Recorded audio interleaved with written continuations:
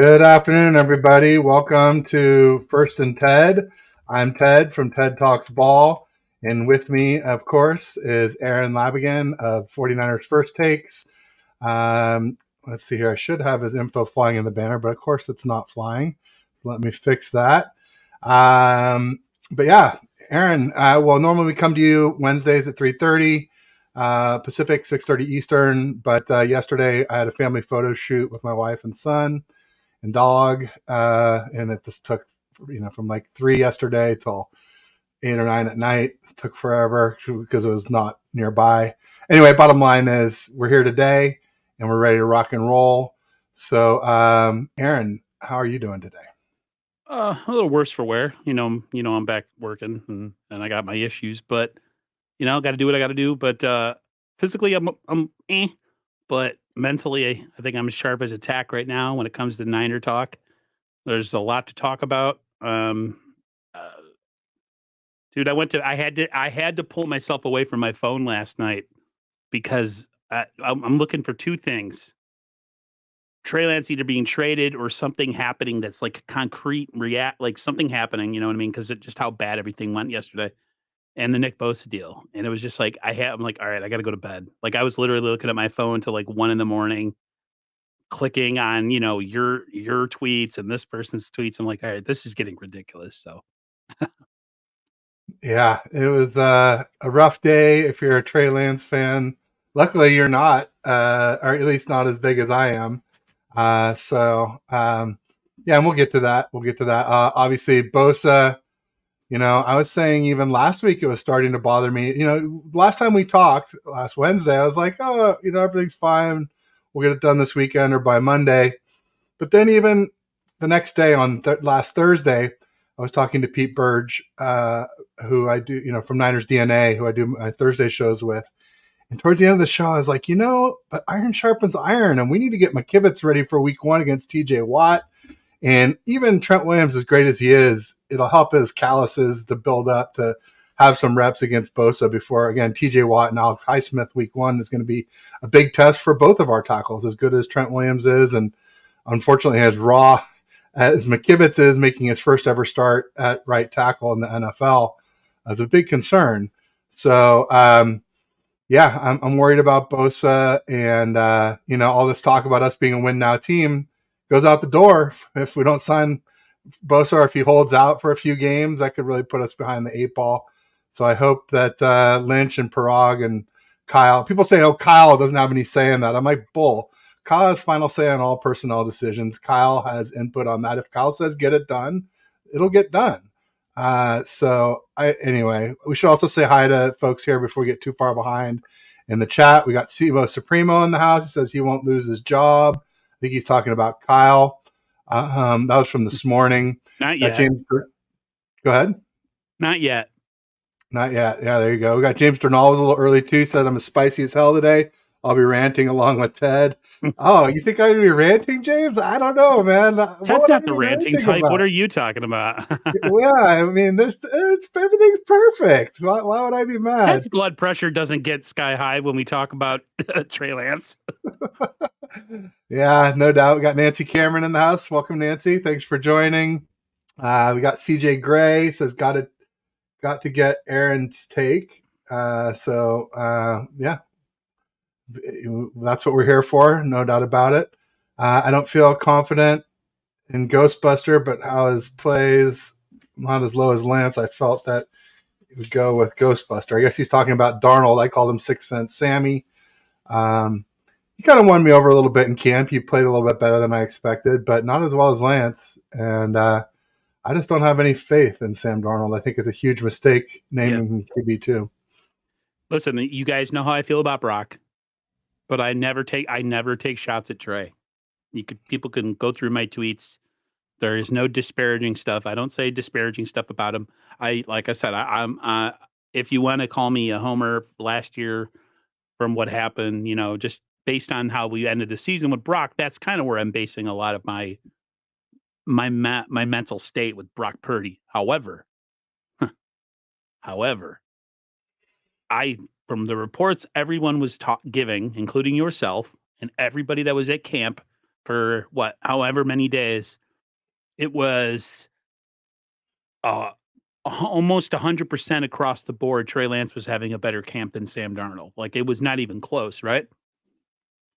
I don't know what they're looking at.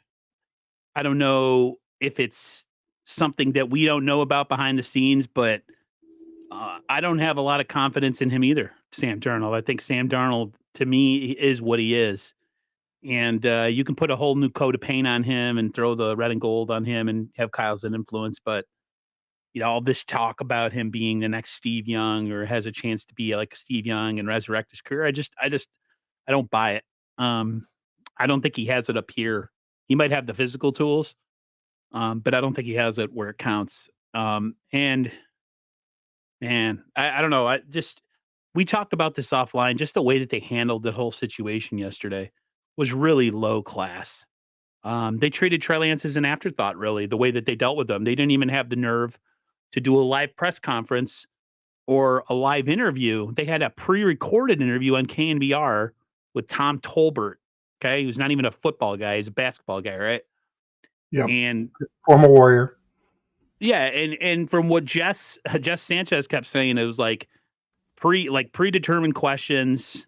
Like, pretty much they probably had somebody come on beforehand and be like, "Hey, listen, Kyle's going to only answer this, this, and this. This is all you can ask. Don't ask this." That's exactly what it felt like. It was like a corporate, almost like a corporate. What do you call it? What are those things? Not a Zoom meeting, but a conference call. You know what I mean? And it didn't sit well with me. And then the fact that they're like, he went home and, we want him to be here. And it's not that we don't think he's this and that. It's just like all your actions are saying one thing and the way that you're presenting yourself to the media says another thing. And it's just, it's not a good look. I know a lot of players on this roster really love Brock, but to say that the kid didn't have a chance to get his career going with the 49ers would be an understatement. I'm not going to scream and yell about it.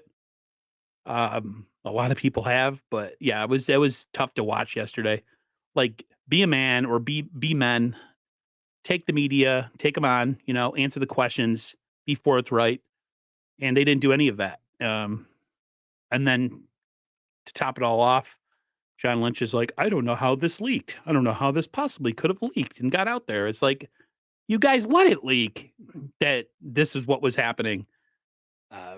Unfortunate for Trey Lance. It really bothers me. And like I said, I might like Brock, but I think most 49er fans who have brains would eventually down the line like to see Trey Lance take over this franchise and, take him into the future. But I don't think that's going to happen. I think we pretty much seen the last of him being a starter with the 49ers. And I think the only way he's going to get his career going again is if they move him somewhere. It's best for him. It's best for the Niners. It's fair to him, go somewhere where he can actually get some reps. And maybe they can build an offense around him. So it was very unfortunate yesterday. I was very pissed off being a Brock guy, Yeah, I mean, very pissed off is putting it mildly to the way I felt. I was just, I couldn't believe it. I couldn't believe what I was seeing. And I think I know where the leak came from. It came from Trey Lance's agent, who's also Sam Darnold's agent. And so, like, Kyle came out yesterday on the presser and says, 2 days ago on Tuesday evening and says, oh, well, I'm not going to name a 2 or a 3. They're both 2 and 3, and we'll probably just swap them back and forth during the season. And the agent probably said, no, Kyle, make a decision. You don't get both. You got to pick one and make a decision. So he went with Lance or Darnold, and then he tried to pretend like, it's been happening for 10 days. Like, it's bull. I mean, it's been happening since they signed Darnold, for crying out loud. Like, he probably promised it to Darnold to get him to come here for $3.5 million. I mean, there was never a competition. If there was, Trey Lance won it. Trey Lance was better in camp. He's flashed more in the games. The guy has more upside. We spent all these picks on him. None of it. It doesn't make sense. People say, oh, Ted, you can't say Kyle sabotaged Trey Lance. And it doesn't make any sense. I'm like, no, it doesn't make any sense. I'm sorry, it doesn't. And, but bottom line is Kyle ran Trey into the ground in 2022. and then he wouldn't run the ball against the Raiders in 3 full series, and then finally calls 2 runs. What do you know? We score a touchdown. The other way, he's a third way I figured out, he's sabotaged Lance. He won't let us see Trey Lance with CMC. I've been calling for it all offseason.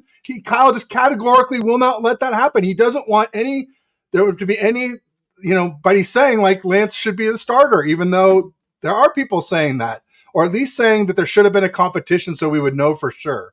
And that's what I've been saying. I'm not saying we need to install Trey Lance as the starter, but God, we don't want him as QB3. That's ridiculous. You cannot put Sam Darnold in and tell me you're happy about that. No, none of the fans are happy about it, Nope. Except for a few, and those types. It's bizarre. It's bizarre. I can't believe they did it. I can't believe that they basically admitted like this is the worst trade in 49ers history, one of the worst trades in NFL history, and you're putting an exclamation point on it as soon as Trey walks out the door. As long as he's here and has a chance to play and redeem himself, then there's a chance that he can redeem that trade. As soon as he walks out the door, it's the worst trade in 49ers history.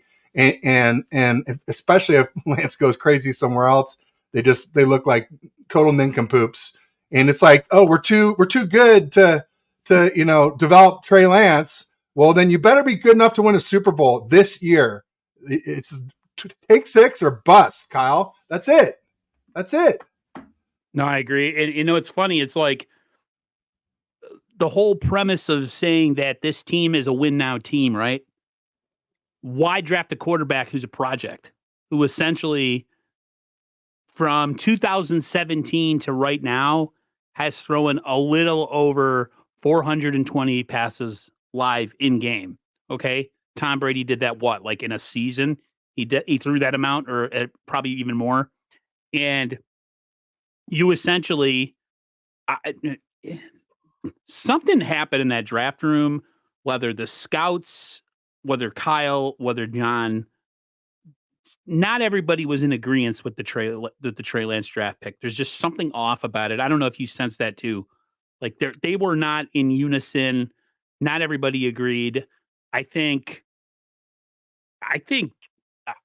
that John Lynch originally, I think he wanted Mac Jones.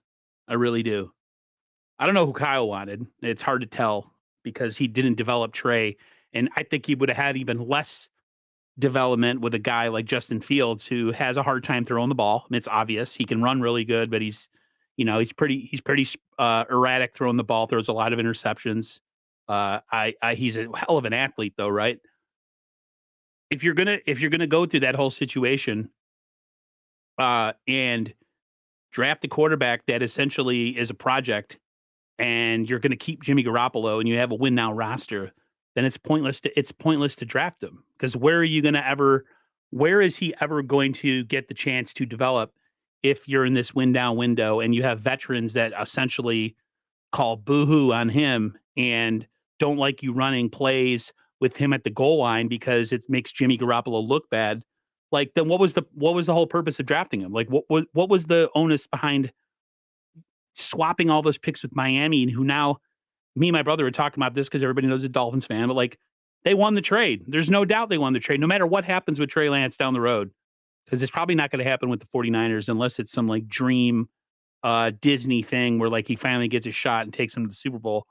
Miami won that trade hands down. Like, they got so many good players: Tyreek Hill, Bradley Chubb, who's the other wide receiver? Waddle. Like, I don't know, man. I'm upset. I'm upset for the kid because he didn't have a fair shot. Yeah, no, it's terrible. They lied. The whole thing is a big sham. Kyle doesn't do QB competitions, not for QB1, not for QB2. He can't develop quarterbacks. He can't develop quarterbacks. You just look at the history of, like, you look at RG3, and there's Cousins, you got Cap, and then there's Hoyer, and now you got Lance, and then Sam Darnold. I'm not going to say anything more than that. Somebody accused me of saying something I didn't say. I just pointed those 3 things out. I did not say a word other than those 3 comparisons. And I think they just speak for themselves. I don't think you have to say much around that. Remember when they took over the franchise and they essentially said that Kaepernick didn't fit the way they were trying to do things. They offered him a lower contract. He didn't take it. So 4 years later, you essentially draft a quarterback that has exactly the same makeup, who didn't originally fit with your original plan that you had for the franchise when you took over in 2017. What changed? Like, we know what kind of quarterback he likes. He passed on Mahomes. He couldn't pull the trigger on Matthew Stafford. They screwed that one up. He said no to Tom Brady and stayed with Jimmy Garoppolo. What changed with the whole Trey Lance situation that originally you had with Colin Kaepernick in 2017? He's a lot like his father. His father fell into a situation with John Elway. He lucked out on that one and Terrell Davis. But, I mean, look what happened after that. That went away, and he had Brian Griese as his quarterback. That was pretty much it. So, yeah, I'm not this is an important year for them. If they don't win this year, I mean, I'm not saying he's going to get fired, but there has to be heads got to roll when you spend that much capital on a draft pick, and it doesn't even. He's played 4 games in his NFL career, and you don't even know what you really have in him. If they're smart, they should trade him. Trade him to Miami after this season, and let him work down there, and then he'll become a star. Somebody said trade him to the Seahawks. I was like, great. And then we can face the next Russ Wilson for the next 10 years. If he goes to the Seahawks, that is a fireable offense. That is a fireable offense. If they go there, if you cut him, you have no control. You have no control over where he goes if you cut him. So they won't cut him because they know exactly. He has no trade value. They sabotage his trade value. So it's better off if he just stays on the roster and they hide him until then. Until the season ends. It's sad. Everyone's like, yeah, trade him to Minnesota. I don't think Minnesota wants him. They wanted him last offseason, but I don't think they want him now. I think they have their second string quarterback. So he'd essentially be a third stringer in Minnesota too. So unbelievable. Got Bashar in the house. We got Dion from Niner Gang Podcast in the house. Ty Alston in the house. Sorry, I'm not going to probably catch up to all those chats. Just trying to keep up with things here. But Bash says Miami won the trade because Kyle and John are clueless. The one thing I would say about Miami winning the trade is, you're not going to sign Tyreek Hill when you have Debo. And, right. They got Waddle. We already had Ayuk. They got Chubb. We already had Bosa. We do need another defensive end, but I don't think we can afford a high-paid defensive end. So even if we had those picks, we couldn't have done exactly Waddle. We could have done, but the other two, I take issue with from a salary cap perspective. So it's not just like if we kept the picks, we would have got those same guys, but we could have got some really good guys. I mean, Micah Parsons, Pat Surtain, Penei Sewell. You imagine Micah Parsons on this team with Bosa. Oh, it'd be incredible. But, he's a character risk, and I get it. We don't do that. So, I mean, Micah Parsons was never an option, no matter what, for this team. They don't want any head cases on this team. He's on the team. Reason. He's on the team where he belongs. That's where they that's where they send all the malcontents that can't behave themselves. Send them to Dallas. Every year it's their year, but yet they never win. I think the one thing, too, that you said that, like, we didn't need this and we didn't need that one, and Miami did. Those picks were originally, if I'm not mistaken, the picks that they were going to give up for Deshaun Watson before his legal trouble happened, right? Yeah, I mean, I think that's the package that we had put together to get Deshaun Watson. That's the rumor. I mean, nobody knows for sure. I think Deshaun. You never know what a trade is till it's executed, but that's the common wisdom. I think Deshaun Watson would done very well with Kyle and John, or Kyle Shanahan in this offense. I really do. Yeah, maybe we could have had him in 2017 if we just drafted him. Yeah, if they would have just drafted Thomas. We could have drafted Mahomes, but he wasn't scouting quarterbacks. He said what did he say? The only quarterback that he scouted was C.J. Beathard in that draft. That's right. That's right. A fireable offense right there, man. It is. That tells you that he has no clue. Brock Purdy fell into our laps last year. He literally fell into our laps. He was essentially drafted because of Brian Griese and probably some scouts that were like, hey, let's take a shot on this guy. You know what I mean? Like we got really lucky last year. Let's just hope that it continues, and this isn't Jimmy Garoppolo 2017 2.0, where he comes out and craps the bed, and you know that we all know how that turned out. Like that first and second game, I think it was against the Lions, where he threw that pick six, but it was erased because of a penalty. And it was just how all 49ers fans were like thinking to themselves, man, this guy really, he kind of sucks. Like he's not really that good. We paid all this money for him and he looked shook. And then he got the knee injury and he looked more shook and he was never the same. I think Brock Purdy is a little bit more moxie than him. I will say that. Uh, but we'll see, man. Yeah, and Bash was saying, some CJ was saying that, oh, we got 8 in the top 100. Yeah, that's great, CJ, but they're clueless at how they handle QBs, and that's the most important position in football. Kyle has botched it so many times. And it's not just QBs. I expanded that last week to say, third round picks not named Fred as well. Luckily, Latu and Moody did a little bit better against the Broncos, but they sure have not had strong starts to their rookie campaigns. Oh, don't even get. I'm everybody Moody else is duty. Moody is duty. Everybody was talking about how he redeemed himself in that preseason game. Like, Oh, really? he That thing barely made it. he barely made that field It was goal, and like it a was freaking literally PAT, man. it was a chip shot, and he almost pushed it. Yeah, no doubt. Do you ever like look at the Niners sometimes? They almost draft like a team that's won a Super Bowl. Like the way that they waste picks, like they're luxury picks. Like, Yep. or we already got everything. We like when people say, "Oh, the Niners don't need a lot." Yeah, but depth is cool. Hitting on certain guys is cool early in the draft because eventually people retire. Eventually people age out, and you have to keep that the what do you call like the factory line going with players that can replace. Like we got Production line, yeah. like for instance, our linebackers. They're the We assembly just line, right? we There you have go. D Winners and Jalen Graham are the future of. They look like the future linebackers for this team in another 3-4 years. I mean, where it's funny where the nine it's they in some areas they trip over talent and they just fall into it, and then in other areas where they really need it, it's like they throw spaghetti at a wall like to see if it sticks instead of like really doing their due diligence and making sure that they draft the best player. I don't understand it. I don't know if it has to do with the coaching and if they have any influence on the scouts, but like our linebacking core and running backs are always really good, right? Offensive line has been atrocious since they've gotten here.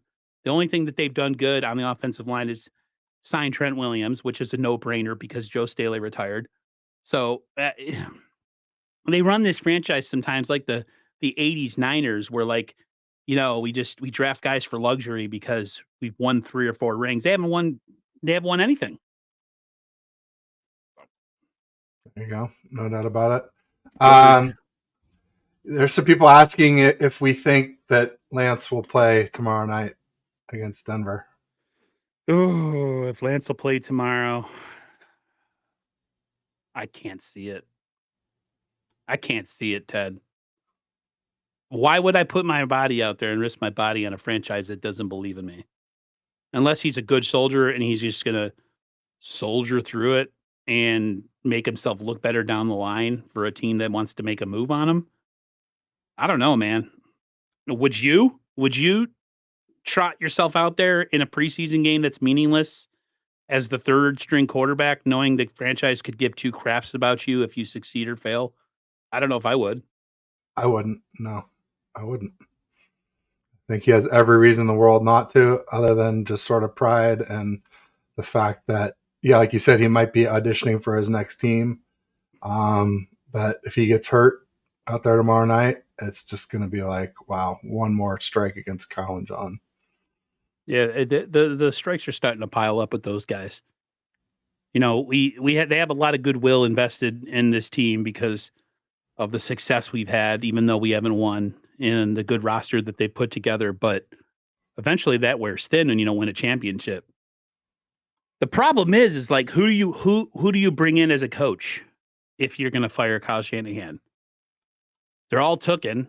The only other coach I could see ever coming here, if he wasn't, like they all have jobs. One's in Denver and one's in Kansas City. Those are the only two coaches I would ever want the 49ers to go after.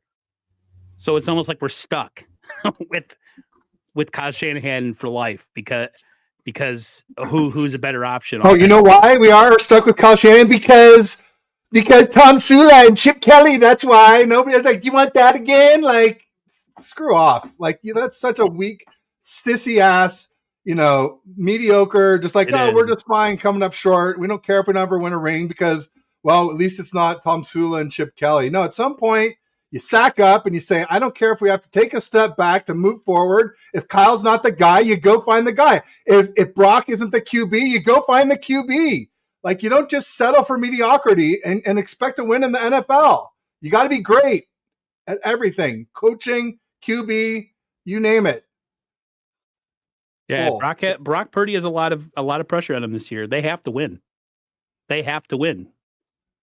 James says 3 years of hope, 3 years of promises, 3 first-rounders, and we're back to where he started with Jimmy 2.0. Yeah. There's some truth in that one. I wouldn't give him a chance this year. Come back to that. So far, it's like the Spider-Man meme. All right, come back to this in 3 months, and then I'll give you your flowers if they are essentially dealing with Jimmy 2.0. The only difference between what Jimmy did in 2017 and what Brock did in this particular instance is that Brock came in third stringer. And there was nothing. No one knew anything about him other than he was Mr. Irrelevant. Came in, was the quarterback of a really good team, did not screw it up. They say just don't get in the way kind of thing.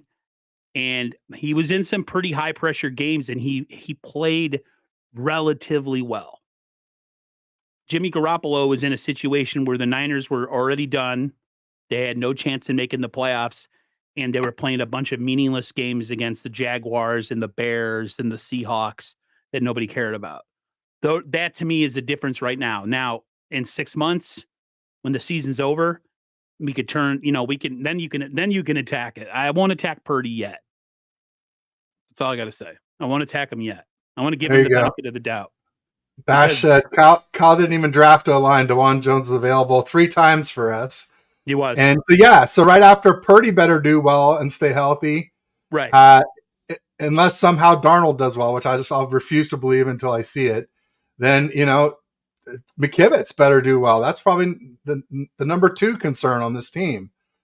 Since we had Zane Gonzalez.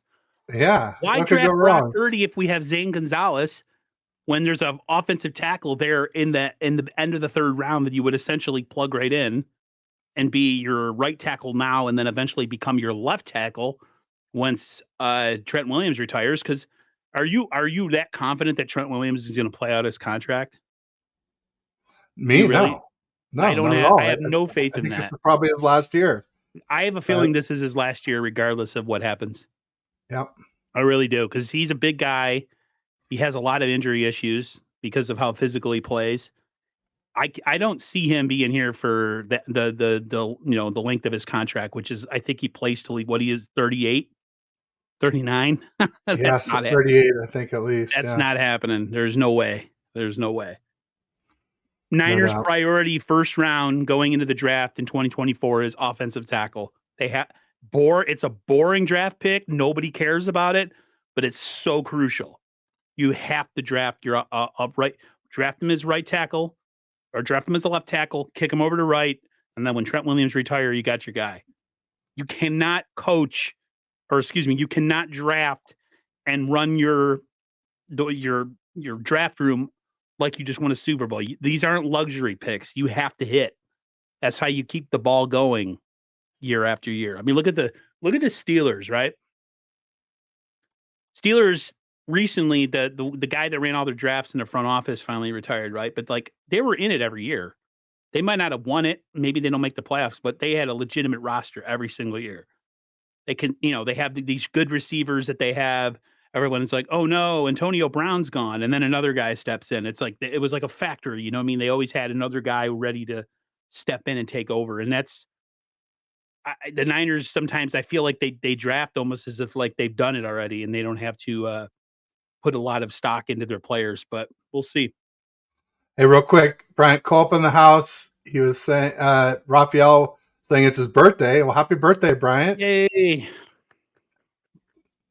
Happy birthday. And then obviously Raphael here. He was saying like and subscribe earlier, as he always does, and saying hi, and Thank you, awesome Raf. guy that he is. Thanks, Raphael. Old school sub. He's probably the first 100 subs on my channel. Randy Daytona in the house says Brock killed them. He's Randy was really unhappy with me and Gina yesterday. We did a show, and he was hating the fact that we were being so negative about Kyle. But I think he's maybe starting to see why. It's not just me. There's a lot of people really unhappy with this situation. There's a lot of people. There's a lot of. It ain't just Ted and Gina that are pissed off at Kyle Shanahan. I might not be yelling, but to say that I was happy how yesterday turned out with the way that they didn't even get in front of this. They didn't even have a press conference. They sent Fred Warner to the podium, and he had no idea what was going on. They sent him to be the sacrificial lamb yesterday, and that's ridiculous. Freaking own up. Say, we screwed up. We shouldn't have drafted him. I mean, they're never going to say that. No. We shouldn't have drafted him. Those picks were meant for Deshaun Watson before he got, sued by 40 women for getting rowdy in a masseuse parlor. And we couldn't draft Mac Jones because he would have just been Jimmy 2.0. But then eventually what happens? They fall into what falls into their lap, but another Jimmy 2.0. Exactly. So in the end, they should have just drafted Mac Jones if that was the case. Karma's the bee, you can't get away from karma. Brooks Anderson in the house says Trey shouldn't play because John said they don't know how to call plays for him. Yeah, I mean, ultimately, the selfish side of me wants to see him play just because he struggled against the Raiders, and then he played much better against who did we play last week? Broncos, thank you. And I think he'll do even better against the Chargers. So the selfish side of me definitely wants to see him play. Want to see him somehow break into that QB2 spot, or get him off to another team that will actually play him and not run him into the ground. That's my hopes for Trey Lance. And I think it'll just make Kyle look worse if he blossoms and does what we all think, a lot of us think he can do. Can Greasy help Darnold not see ghosts? What is he, Peter Venkman? Like, is he? I don't think anything's going to help Sam Darnold after 55 starts. I mean, it'll help a little bit being here, but not a ton. And the whole Steve Young comparison drives me up the wall. Comparison drives me up the wall. Like, yeah. Well, yeah, we talked about it last week. I think I pulled some clips from, Kyle said that Darnold reminded him of Steve Young and that Jimmy was our best quarterback since Steve Young. Both of those are just a pile of steaming poop. Kyle is full of it. I mean, and Kyle didn't want Jimmy. Kyle didn't want Jimmy. Yeah, it's crazy. It's crazy talk. I don't even know what to say. Has he officially asked for the trade? There's not a lot of suitors out there. They're kind of stuck with him. Yeah, I think so too. They're not going to let him go. They're not releasing him. Are you kidding me? But Brian, did that happen during the show? Is that breaking news that you're saying? Because we all were saying we thought that's what happened, but I don't know. It'd be interesting to see if that's actually now been confirmed.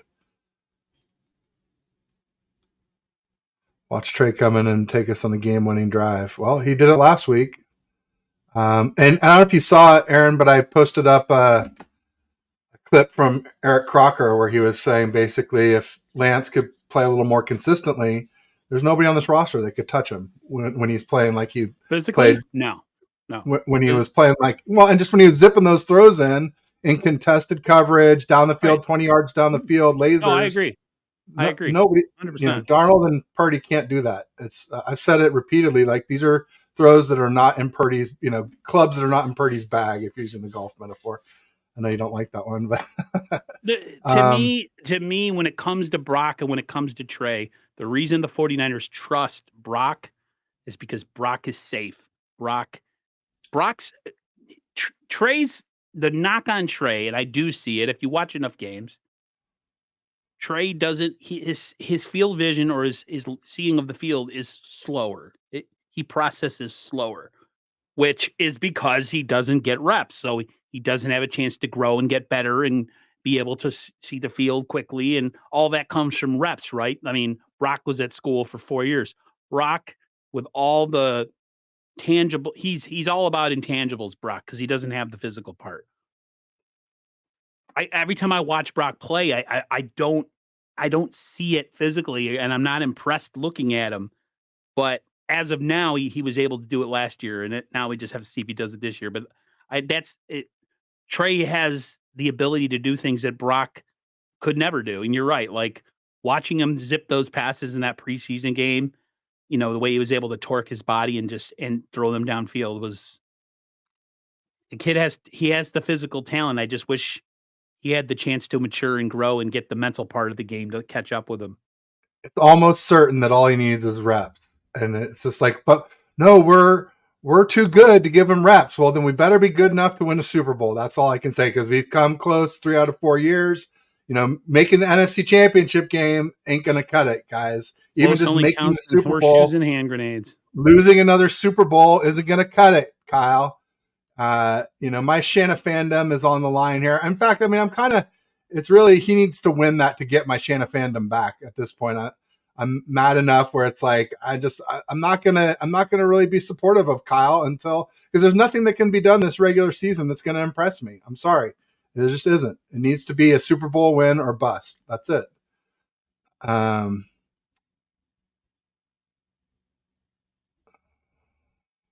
All right. So CJ sort of agrees, it sounds like.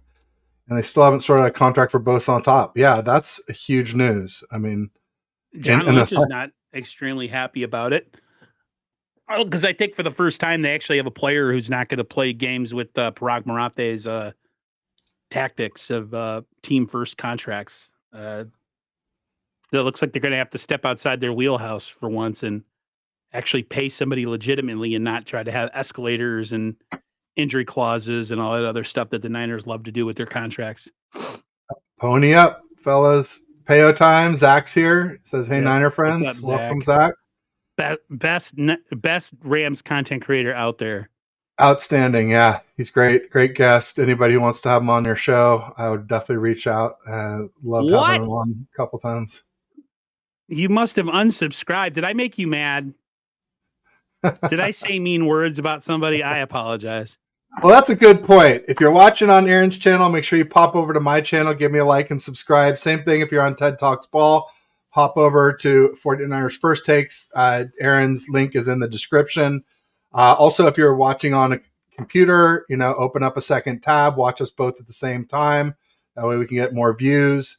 Or if you're on a phone and you have a tablet nearby or anything like that, watch on 2 devices. It really helps us out. So thanks in advance, everybody, for helping us to help keep doing this for you. Got 187 in the house. He's a big Purdy fan. What do you know? Shocking. Let's see. For is saying, he's saying, crack into bash. You guys loving life? I wouldn't say loving. I don't know if I'm. Listen, I'm not gonna lie. I'm excited for 49ers football. I am. I'm not gonna lie. I'm happy that they're coming. I just hope they win this year. It's weird. I have this weird love-hate relationship with football. When football starts to go bad and we're not doing good, I start telling myself that I need to reevaluate my life, find something else that I'm passionate about, and go do that, right? Oh, maybe I should make a YouTube channel about old movies and 80s nostalgia. As soon as the Niners start winning again, I throw all that away and I come back. It's like every single year I do the same thing. No doubt about it. CJ says, Brock honestly played the best football at QB in the Kyle era, but it's only 7 games. We don't know if it's sustainable. Yeah, some things that make you think it might not be sustainable would be, yeah, it was mostly bad or banged up defenses. Our defense was balling. They were turning the ball over 2.4 times a game for Purdy compared to only 1.2 for Jimmy. And people go, oh, well, Purdy put more pressure on their offensive, so that caused them to get more turnovers. No, it's because Eric Armstead and Jimmy Ward came back. And those are two studs that took our defense to the next level. It's not because of Brock Purdy. Sorry. And, also Brock had a bunch of dropped interceptions, which is a huge area for likely regression, especially if you look at what's been going on in camp, joint practices, and in camp. Essentially, he's thrown a ton of interceptions, pick sixes, drop picks, interceptions, sacks, poor deep balls. It has not been good. I don't care what anybody tells you. I'm telling you what I saw was not good. It sounded like it's gotten a little bit better since it's been closed to just media only. I will admit that. And I hope he gets back. But so far, I'm saying that he was mid last year and worse since his injury. So we'll see. I don't think he was mid last year. Well, Jimmy G's below average and he's a little bit better. I mean, you got to remember what we got going on. The best group of weapons in football. Kyle designing and calling the plays. You can only deal with the cards that are dealt to you and what happens in front of you. The live in the what ifs is something if it happened or if teams almost intercepted them or if we played a team at full strength. We didn't. Does that change my judgment of him? Maybe a little bit, but I thought he played with the pressure that was on him and the stakes to where they were going into Seattle, playing that game with busted ribs. Niners didn't do much offensively, but just the way he played, the mocks he did it, played with, the way that this team responds to him, the players on this team, the way they respect him. I reserve judgment to say that he's going to have a Jimmy Garoppolo type fall to reality. I'm not saying that. I think he could improve. I'm just saying sophomore slumps are real. I don't want to overstate him, but I don't want to understate him either. Like, there's always going to be a sophomore slump in some ways because, like you said, teams are going to catch up with them. They're going to try to take away things that he does well, right? And yeah, they're going to attack his weaknesses and limit his strengths. Exactly. But here's the thing, too. He's also a second-year quarterback. We forget that because he played so well last year that he was a rookie last year. And yeah, he rode that wave really good. So part of it could be this year that he takes a step back is that he's still young at his craft. And so, like, there's part of that I think about too, where I'm like, if he struggles this year, I can't say all of a sudden, man, he sucks. Like, he was never any good. He might have that dip because he's a young quarterback still. But again, I want to reserve judgment, Ted, until we see live bullets fly. I can't. Well, that's fair. That's fair, and he might be better by then anyway. So that's highly likely that he'll improve. I would just and look, when I'm saying mid, I'm saying for a veteran QB. As a rookie, he's incredible. He's amazing. All the superlatives you want to go. But when you get to be good, you stop comparing people to rookies and you start comparing them to everyone else. You start comparing them to the top QBs. And there's no way in God's green earth that he's a top 10 QB in this league based on 2022. No, I agree. So then you start getting into that 12 to 15 range. That's kind of mid. I mean, so I don't know. That's sort of where I am with it. But I don't say it to be mean. I think the world of Brock. We're lucky to have him. I'm excited. He could get better. I just think, that whatever gains he can make, I think will be, eliminated by the defensive coordinators knowing his tendencies. But maybe he can change his tendencies. You look at his throwing chart and it's just like, all left side of the field is green, the center of the field is yellow, and the right side is red. And I don't know if you saw, but I had a tweet where I called him Zoolander Purd or something like that because, like Zoolander couldn't turn left and it's like Brock can only throw left. It's kind of the opposite. But nonetheless, I see some similarities there, especially the way he had to like reverse pivot to turn left. He had to go right all the way around to turn left. And that's exactly what Brock does when he bails left out of the pocket. So he did, man, I hate to sound like a fanboy, but he got me excited last year. It was a long time since I started getting confident watching games that we would find out a way to win. Like I didn't have that with Jimmy. You know what I mean? If all things are equal and you compare him to Jimmy and Jimmy to him, did you ever like? I had way more faith last year when Brock was playing than I ever did with Jimmy going into a place like Seattle or doing whatever wherever we were doing last year towards the end of the season. I never had that with Jimmy. To me was, this is going to be a stressful game because Jimmy's going to turn back into that guy, right? And he usually did. Brock, I was waiting for the other shoe to fall last year, and he didn't turn into that guy. So until I see him melt, as they would say, I have to believe that he's going to get better this year. But it sucks because like if you automatically root for Brock, you become a Trey hater, and I am not a Trey Lance hater. You I'm guys not a know Brock hater. You I guys like you guys Purdy. know I'm fair. You guys know I don't bang on the guy. I never said he sucked or he's a bust. You can't be a bust if you've played 4 pro games in the NFL. Can't. Not There's as a no highly way. drafted QB. Never happened before. Ty real quick says we NYC peeps know how bad Darnold truly was. So He's pretty poopy. yeah. Did you see that one stat line from that one game where he was like 8 of 22 with like 4 interceptions? Oh my lord, that's just bad. Steve says, guess we can't trade for a right tackle. No, we definitely can. I've been saying all along, I think the 2024 first round pick is for a right tackle. If we can make it, I think we want to try and draft one in 2024. But if we need one sooner, emergency case of emergency break glass, that first round pick might be used The at the Cardinals just trade traded deadline. away an offensive tackle. Yeah, well, they're not going to They're trade him inside the division. they're taking. They're tanking. But that's a good tackle, I thought. Better than McKivitz, in my opinion. So that's not saying much, though. See, bottom line, see that's the confusion with this franchise is that all that is 100% right. But if that's the case, why did they draft him? The bottom line sports says Trey isn't a bust. He just isn't a good fit. Or the 49ers are a win now team. Trey needs more time. He isn't a good fit. That they should have Where's never that? drafted Jeez, him. I'm so far behind. I It's think I need towards to the go to the bottom. bottom and work my way up. That's the confusing part. Bottom line is you're 100% right. Why'd you draft him? What was the purpose? You can't win now and also groom a future QB. It just doesn't make sense. Quarterbacks like Trey Lance get drafted to teams that are expected to win 6 games, and he essentially grows into the position, kind of like what's going on with Justin Fields, and more so with Trevor Lawrence in Jacksonville. That's where you draft those guys. You don't draft them to a team that's loaded and then say, here you go.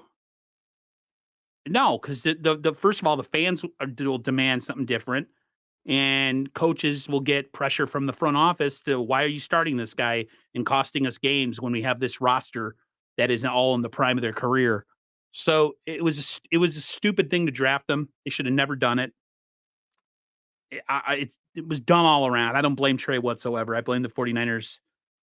Like again, they draft almost like they have luxury picks, like it is do whatever. You haven't won a Super Bowl, but yet you act like it the way you draft sometimes. Like, oh, we're just going to pass over an offensive tackle and go draft a kicker, even though we already have one on a roster. Doesn't make any sense. Cinnamon Kiss in the house. She was asking if it's at 8 p.m. I think it's 7 p.m. Pacific Standard Time, which is really late. Normally, the latest games go here on the West Coast is 5:30, so that's an hour and a half later. I will not be watching the game live, so please don't text me or anything about the game. It's my wife's birthday, and we will be watching the Barbie movie at that time. So, oh God, I'm a after a Barbie dinner date. girl in So, a yeah. Barbie. That is plastic. He's If there were fantastic. other comments you saw, Aaron, let me know. But I'm gonna just stay down at the end here and try and work my way through. This is a good time. Would be a good time to have super chats. Supposedly, I was supposed to have them at 500 subs, but the light hasn't lit yet for me. I guess I got to figure out what's going on. Did you do all the stuff, all the I don't know. things?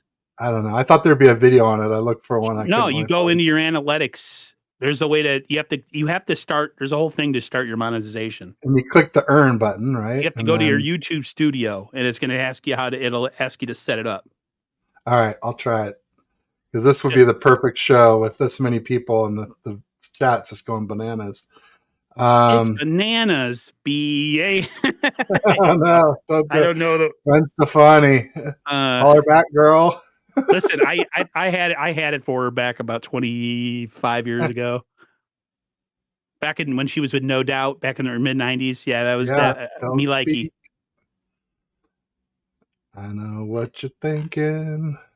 When they Don't get me drafted him, singing. Don't get me they singing. thought he would be Nothing more but ready, but trouble. injury held him back. How could he be Hashtag more that the that thing with says he that is still can't get monetized. Well, did you see when they demonetized Ryan Hensley, who has like 4,000 subs or 5,000 subs now? They've what demonetized him for 3 months after he did some anti Kyle video. Go figure. Like, what? yeah, yeah. Oh, what do you know? There's a super chat from Cinnamon Kiss. Oh, it's on your channel, Aaron. Sorry. Let me be the first. Thank you very much. It unfortunately went to my channel. That's I fine. think. Yeah, yeah, it's on your channel. I see the paperclip. Thank So you much. Appreciate it. I know you probably meant it for Ted, but I do all right. appreciate I it. don't care. I just want it so when people want their stuff read, they can see it. That's the main thing. The money, it's nice to know that the little trickles coming in. But I mean, shoot, I have to get my sponsorship set up too. I have a sponsorship offer. I just have to draft up an agreement on that. So probably work on that this week. I don't understand how can somebody get demonetized for saying mean stuff about Kyle Shanahan? Was there any political stuff in it?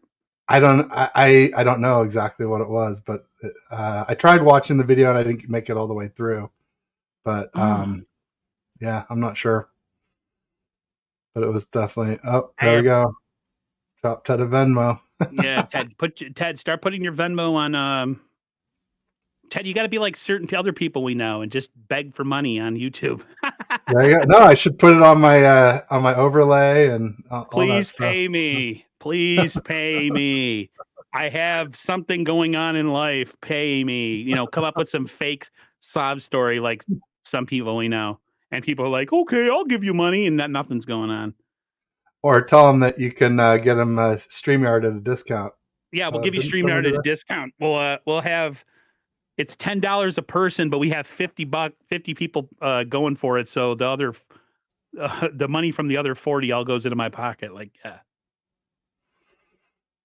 Oh man, no To doubt about it. me, super chats are cool, but I've never once like some man like you go to certain channels, people, and because they have so many people watching, that's the only way they differentiate their comments. I Right. still think it's lame though that some channels only answer supers. It makes me angry, but I digress. Oh, he said race was brought up. Well, I think there was somebody said that. Well, I guess I'm not going to say it. Yeah, What was said. yeah, there's certain things. Somebody asked Ryan if he was a specific race, and he said he's not. And he said, "But I didn't even want to talk about it. I'm afraid to even talk about it because I don't want to mess up Aaron or my channel by doing it." But I do remember that part. But it seemed pretty innocuous, to be honest. Yeah, there's certain things, guys. As a YouTuber, you got to learn to friggin' not step on the minefields because YouTube will find any reason to stop paying you. It's just Seem to be on a campaign to divide this fan base. This fan base is divided, CJ, because a lot of people like Trey Lance. Grant did a poll of people of who should be the starting QB, and I think Trey Lance got about 39% of the poll. Sam Darnold got like none. Granted, that's a lot of Grant's, people, so it's going to be biased. But there's a ton of Trey Lance folks out there, and especially were when they thought there was a chance that Trey Lance could win the starting job. It was like 50-50 back do you before what do OTAs and minicamp. it's oh I get stressed sometimes. Randy Tosin said Larry took a beating about the Trey Lance thing. How the brace is on the other knee. What? Don't talk about knees, okay? I'm sensitive to that subject. I have a bad right wheel. Leave it alone. That's a touchy situation. 100%. Yeah, I don't touch Oh, we certain talked things. about it in Trace It. So it wasn't that. Okay, then maybe there were multiple references during that show then. Yeah, you gotta really. Yeah, just don't talk about it. Yeah, it came up yesterday, and I was just like, I just try not to talk about it because I don't feel like it's my place to, call people anything or whatever, label people, whatnot. It's just, I think I try and steer clear of those types of conversations as much as possible. Everyone needs to calm down, says Bryant. Agrees. Some good ones. Answer super chats too. Yeah, Um, if you go to really, really, really, really, really, really big channels, they're not going to answer unless it's a super. It's just how it is, and I'm not knocking them. It's just like they got to look at like, okay, I have 500 to 1,000 people watching me at one time. How do I differentiate the chat? Wait for it to turn yellow, blue, or purple, or whatever the colors are when somebody donates. yeah, no, I mean, we'll get there someday, Aaron. So one of these Someday. days. I mean, this show is the first time we've had a chat this popping where it was just like I just Well, had to skip to the end, and there, what I mean, because I was clicking, and not even reading them out loud, and I still couldn't keep up. We just still got buried by about 40 of them. yikes. Yeah. So should we talk a little 53-man roster? What do you want to talk about? Um, I'm to me the biggest thing is the Bosa deal. That's all I care about right now, and whatever happens after that is secondary. They got to get Bosa in the building. I To me, it's the fact that it isn't done by now, and that everybody's saying that it's okay. Kyle says one thing, John says another. This front office has got me worrying a little bit right now. There's a little bit of eh, a feeling of uneasiness that I've been getting just based on like how things went yesterday and what's going on with the you know Bosa situation. I'm just doesn't make me feel very good. Oh, Laura, thank you so much. There you go. Oh, super chat request for I already sang it though. Uh, I said, was now it you have to. Ted's a Barbie girl? No, I said Ted is plastic. He's fantastic. You can touch Ted's hair and move it. I don't know. I can't think of anything. I can't think of anything PG. I like to go R-rated with Pause. those kind of songs. So pause. There we go. Thank you, Um, Laura. TJ likes these shows with a lot of people. The conversation path is everywhere. It is. It's all over Yeah. the place. Almighty Finesse, That's welcome. how my brain works. I have ADD up the wazoo. So like everyone that meets me, like, why do you go from one song to another to another to another? I'm like, cuz that's how the synapses is in my brain shoot off. It's Says Bosa uh, will be a giant. not Wow, I happening. haven't heard that one. I don't think that's going to be 49er Jeff. I think the Bosa deal will go through after the last preseason game. I'd like to think so. Jeff. Ted also has to rap. Oh man. No, I don't think you want to hear that. Oh man. Well, as far as I mean, for me with the 53-man roster, I mean, because we got the cuts, they're coming next week. I mean, I I feel like linebacker is set as far as what the depth's going to be. I think it goes Winners, Jalen Graham, and McCrary Ball. I think Demetrius Flanagan Fowles is not going to keep his spot on the roster. I do think because of the Ray McLeod injury, I think what's his name will be signed. Chris Conley is going to make the roster. think I so think too. I think Chris Conley and of course Ronnie Bell. Ronnie Bell. Yeah. Listen, let's talk Bell the about that bull. kid. Bell the Let's bull. talk about Ronnie Bell. He looks good. He's gotta grab those footballs. I almost said the other one. He's got to grab those footballs and hold on to them when people throw them, because that's a good way to get in the Kyle Shanahan doghouse, which, as we can see, doesn't take much with Kyle to get in his doghouse. 31 to 40 million a year. I think it's going to be closer to 35 million to like 37 million a year. Let's not undersell Bosa. Bosa is a needle mover. So I'm hoping 33 to 35. I don't think we should. Jess from East Coast Red and Golden House. Hi, Jess. I had Jess on last week. She has an official prediction. When me and Jess were doing our show last week, there was a lot of not.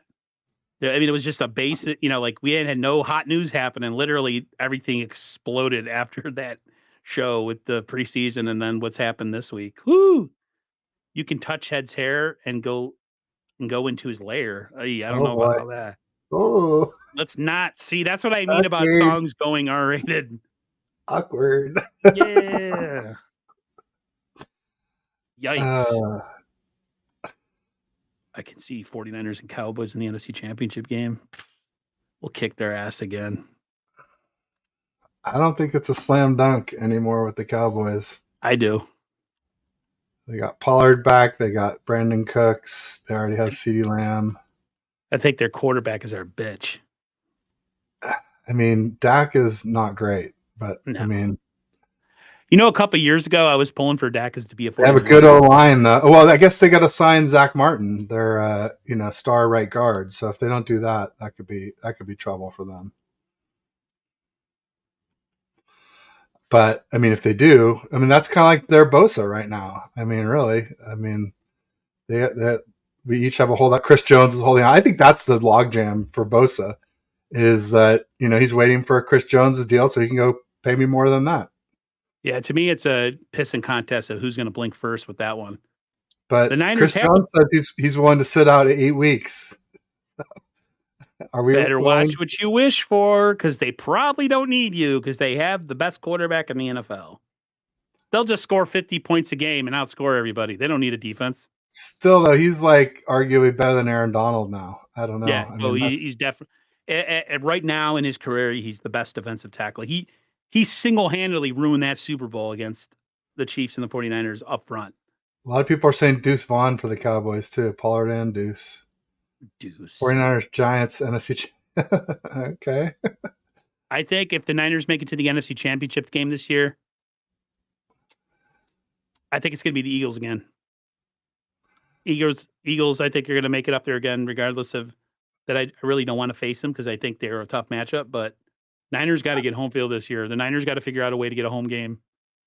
They signed Zach Martin. That's right. I forgot about that. I think that happened last week. So my bad. Thanks, Bottom Line Sports. CJ Gray. Dak sucks as long as he's there. I feel exactly. If they get another quarterback, we're beat. But until that time, I don't know. You put a little pressure on him and you roll your coverages around a little bit, and he just starts throwing darts to the other team. You know what I mean? Like, this isn't like Aaron Rodgers where every defensive snap is like the most important thing ever. You know what I mean? Corner Jeff says, I don't know about anybody else, but I'm worried about the defense. I am a little bit too, but only on the defensive line. I think the secondary is going to be okay. I hope. But to me, they just feel thin up front. Nickel seems like an issue. Jimmy Ward is a stud, man. I've been saying all along he was going to be hard to replace. I think their best nickel player is going to be Diamador Lenore. Bumped in and then put Ambry out on the boundary. I would put Womack out on the boundary. Oh, interesting. Womack's having a really good preseason. Go watch. Everybody was hooting and hollering about Womack. Ambry got freaking cooked in that last game, dude. He got mollywopped. That's true. Ambry was good against the Raiders and not against the Broncos. That's true. Put that double move on his butt, and he was going. Brooks Anderson says we have too much confidence for a team that has holes in the O-line. That's true. Super important. It all starts and ends. Quantrez Knight at nickel. I wouldn't be totally again. Remember, we also have Daryl Luter that's going to come back at some point. Is Quantrez Knight even going to make the team? I think he will.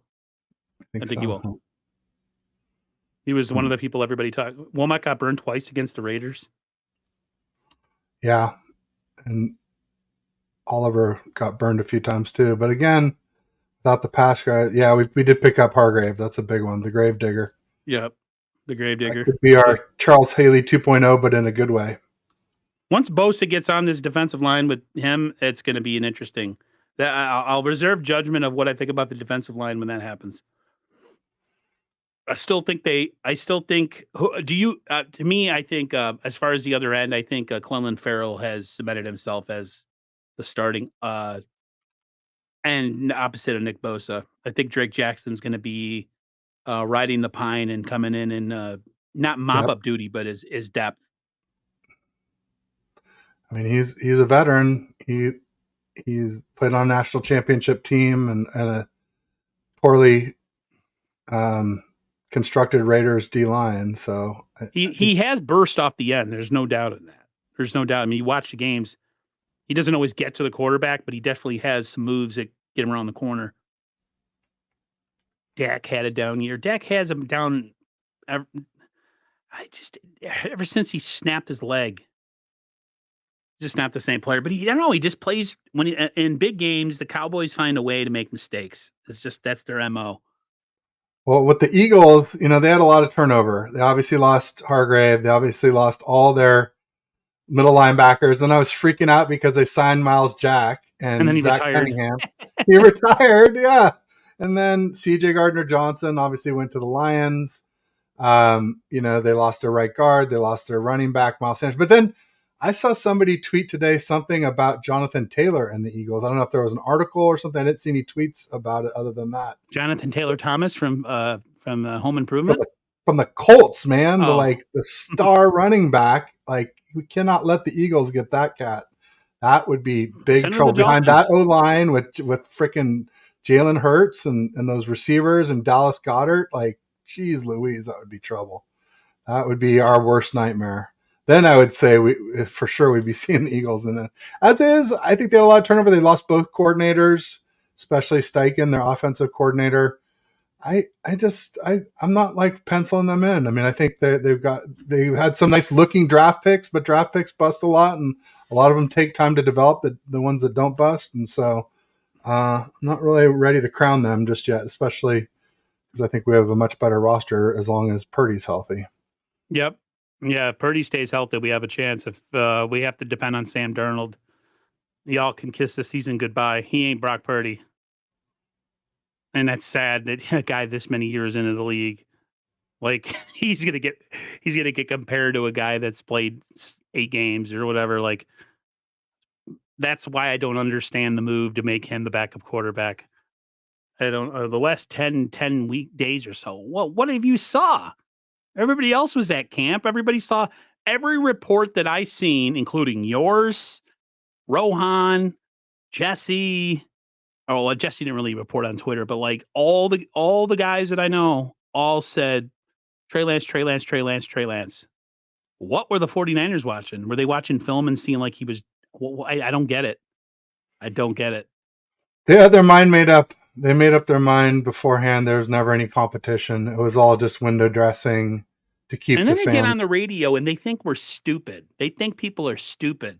I Yeah. see, dude, I'm old enough now to know towing the company line, so to speak, the way people speak, the business speak, because I work for, it's making sure you say all the right things so that you don't possibly damage a relationship that maybe if something else doesn't work, you can go back to it.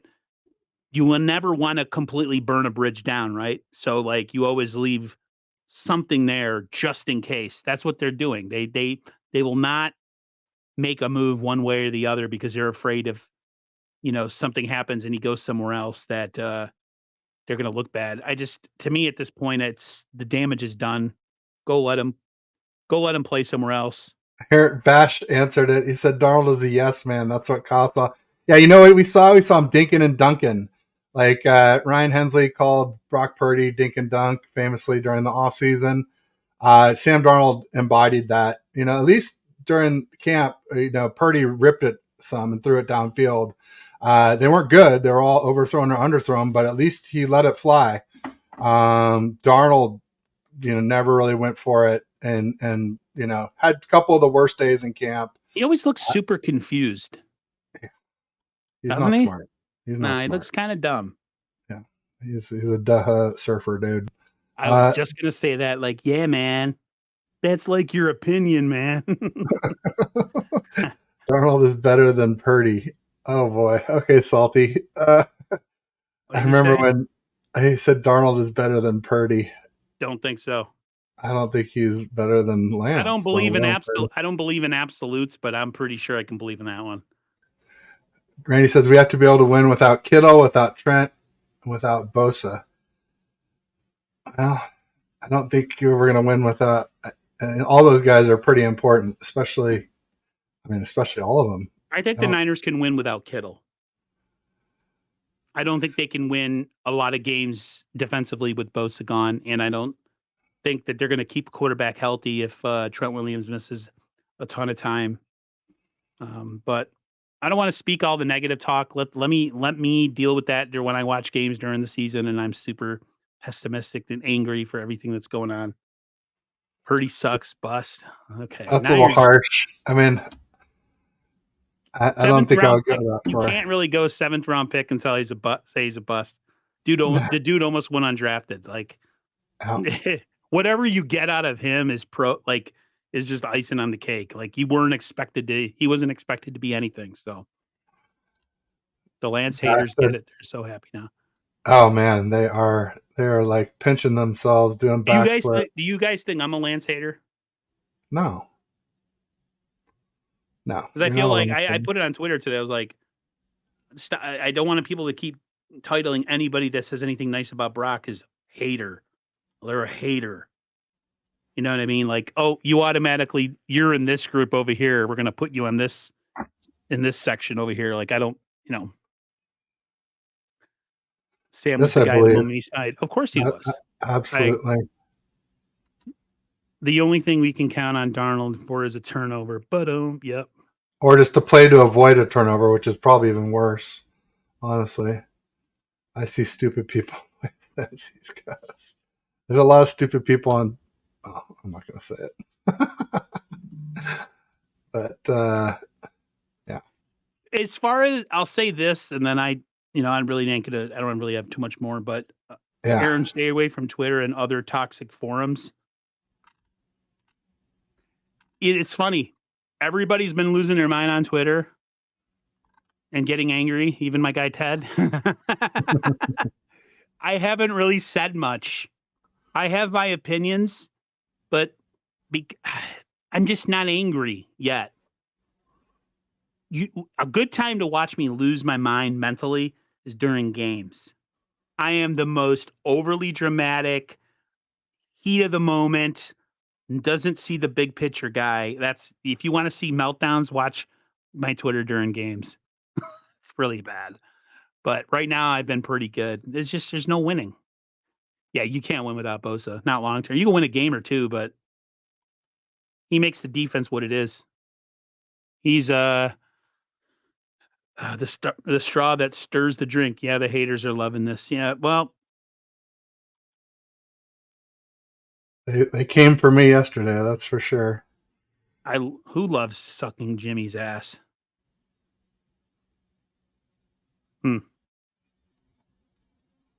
Or is that further down to my salty cyclist. Somebody said, I don't know what he's talking about. Not me. I'm glad Jimmy's gone. I'm not a big ass sucking fan, just to put on a limb there. Good riddance to Jimmy. Yeah, Jimmy can eat. He's not even the best quarterback on his team. Their best quarterback is their 4th rounder that freaking diced us up when we played him 2 weeks ago. It's crazy. The Cowboys fans call me a hater, and the Cowboy haters call me a homer. I'm just a realist. Yeah, me and my nephew are very much realists when it comes to the 49ers. We're of the mindset as believe it when I see it. That's kind of where we're at as far as the Niners. Like, we get excited, we get happy, but until this team pulls off a Super Bowl championship, it's kind of just everything's the same. Just kind of all melts into the same pot. Bob Money says, I say Super Bowl or bust this year. I've been saying that on Twitter for sure. Word. If we're so good that we can't take time to develop Lance, then we better be good enough to win a Super Bowl Mm-hmm. because we've Mm-hmm. been knocking on the door for 4 years. So Johnny, time to bust it down, Kyle. Make it happen. time to time to nut up or shut the up. That's what you Yeah, got to. go all in like the Rams. Get us our right tackle. Get us our Von Miller, defensive end to round out that D line. Because I like Clelin Ferrell, but he's no Von Miller. Let's be clear on that. Lance haters are a cult on Twitter. It's evident who they are. Liking Brock doesn't mean that you're a Lance hater. It's dumb stuff. The memes, the way they constantly belittle him. Yeah, it goes beyond football for a lot of them. No doubt about it. You can't fight them all though, guys. You got to learn to freaking just ignore stuff or block people. Yeah, I blocked a few. Just sit there and go at it with people to try to change their mind is a frivolous and pointless venture. Block if they say something that's racist or freaking homophobe or whatever, report, block. Don't get into it with somebody like that. They're trolls. Their whole existence on social media is to get people who are passionate about something riled up. Don't fall for it. Don't fall for it. There's political stuff that I stay away from because I know jobs look at that stuff. Certain things about alternative lifestyle and people have different viewpoints. Just don't share it. Don't share it. Don't like it. Just click pie. Just go past it. Seeing that line, Kyle says to do what's best for Trey in a trade situation. Miami offers fourth or fifth for Trey. Kyle should make that move. Tua always hurt. Lots of weapons. Also, Mike McDaniel, our former running game coordinator from the 49ers, I think he would probably appreciate Trey Lance too. Yeah, I don't trust Tua to stay healthy at all this season. I've said it many times. I'm very worried about him. I think he should have retired. Miami makes sense. But I don't know. They got Mike White from the Jets, right? I don't know. Mike White. Yeah, I don't think he's the answer, but hey. What a vanilla name. that's, Mike White. That's pretty vanilla, no doubt about it. See, and Bob was saying, I like how it's been a divide because that's when your real fans, the ones who just buy the merch. Well, been a fan 30 years, homies. I think you can be a real fan and still complain, though. I don't think that you have to just be like everything Kyle does is great. You know, I'm not. It's as vanilla as Matt Maiocco. Listen, I've been one to call Matt Maiocco vanilla and Barros, but I think they have pretty straightforward analysis. Maiocco called him out today. He's like, why did they do that yesterday? Where they should have just announced it yesterday and not done the cat and mouse job. Or I guess 2 days ago now. Yeah, Maiocco did go after him, but there was some of the reports when I was watching from camp. Some people had followed camp. You could tell that they liked Lance and they did not like Purdy. Just the way that things were worded. Like when somebody makes a comment, it was just like I can't explain how the tweet went, but the tweet essentially took a knock at his arm strength. Instead of just being an analyst and being like, yeah, he went this for this, he did this, he struggled. Like it was like, okay, see, like keep your personal feelings out of it and just report or don't report it. Bash hates the Dolphins. He doesn't want Trey going there, even though Mike McDaniel would actually know what to do with him. That's my brother's squad. Told Jared, he said it last year. He's like, maybe we should trade for Trey Lance. Yeah, dirt cheap. Desperate times call for desperate deeds. Done dirt cheap. AC/DC, baby. Hope the kid has. Yeah, I mean, I'm wishing Trey the best. I mean, I guess there's still is vanilla Maiocco. He's pretty vanilla. But like I said, he did call out the organization for not just coming out with this and letting it leak. They should have just been ahead of the curve and just announced it on Tuesday, and then it wouldn't have been such a bombshell on Wednesday. There is a situation that I agree with, is that maybe the Niners are finally making a decision at quarterback regardless of what it is. Well, and yeah, I we need mean, to be done with this whole quarterback charade. well, Here's what's weird though. They keep Lance, right? yeah. And we try to just bury him and hide him, and then he pulls a Jimmy Garoppolo where he ends up becoming our only option, and then all of a sudden we're forced to play him. Then he plays well, and then it's like, oh, we always knew he had it in him. It was just, he just like it. It's so predictable. It's not even funny. You know what I mean? You know how it works. We saw Well, it work. and I tweeted yesterday, I said, I always said that once we make a decision, or the 49, I'm trying not to say we anymore either. I'm not say the 49ers, because I'm not sure that I really want to associate myself with this front office anymore, to be honest. But once the 49ers make a decision at quarterback, then you kind of have to ship the other quarterback out. I think I said that with you before. And I just never thought that they would make the decision on Purdy based off of like one series in a preseason game where he didn't score a touchdown, when there's questions about this guy's arm and if it's back now and if it'll ever be back to what it was before. I assumed that they would make Purdy win some regular season games first, but apparently not. Apparently Kyle has this all preordained based off of 3 games in Seattle. And it's just like, oh, good. Just like he was 5 games in with Jimmy and made him the highest paid quarterback. I'm sure nothing could ever go wrong. Who's salty cyclist calling a dumbass? I don't know. I think we need to put somebody on a little break. He lost to Denver and Atlanta. I think he's talking. What is happening? He's talking about Jimmy. He's talking about Jimmy. Oh, who's the dumbass? I don't know. Me? I don't know. Come on, people, keep it cool. Keep a cool head, like the Three Stooges say.